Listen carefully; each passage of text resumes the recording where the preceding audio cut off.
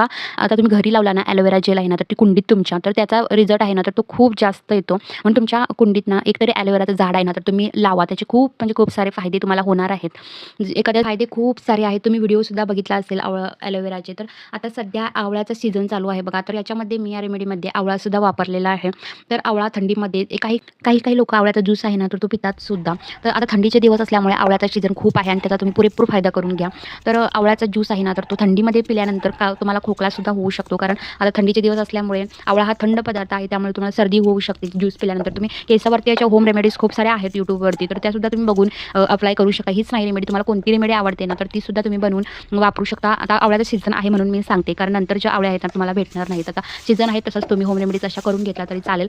टाका आणि हे आपल्याला मिश्रण आहे ना, तर पूर्ण एकत्र करून मिक्सरमध्ये लावून घ्यायचं आहे.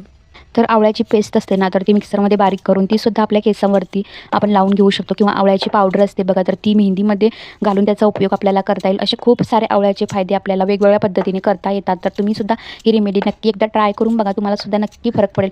मी जेव्हा ही रेमेडी ट्राय केली ना, हेअर वॉश करून झाल्यानंतर जेव्हा आपले केस सुकायला येतात ना, तर तेव्हा स्वतः तुम्ही फरक बघू शकाल, की तुमचे केस आहेत ना, तर इतके सॉफ्ट, सिल्की, शायनी होतात. तेव्हाच्या तेव्हा तुम्हाला रिझल्ट त्याचा मिळून जाईल आणि थोड्या वेळानंतर, थोड्या दिवसानंतर तुम्ही बघू शकाल, की तुमच्या केसामध्ये आता खूपच फरक पडलेला दिसेल तुम्हाला. एकदा काही तुम्हाला विश्वास बसला ना, आता या रेमेडीने आपले केस आहेत ना, तर इतके छान होत आहे, तर तुम्हाला त्याची सवय लागून जाईल आणि बघता बघता तुमचे केस इतके वाढतील ना, तुम्हाला कळणारसुद्धा नाही. तर आता आपल्याला स्वच्छ कपडा लागणार आहे इथं. स्वच्छ कपडा घ्यायचा आणि त्याच्यामध्ये हे मिश्रण आहे ना, तर ते घालायचं आणि वस्त्रगाळ करायचं याचं आणि त्याचं पाणी असतं ना, तर ते आपल्या केसांच्या रूटला, मुळांना चांगल्या पद्धतीनं लावून घ्यायचं असतं.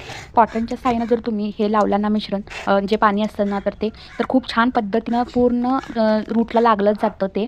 तर इथं मी तसंच माझ्या बोटांनी लावलं.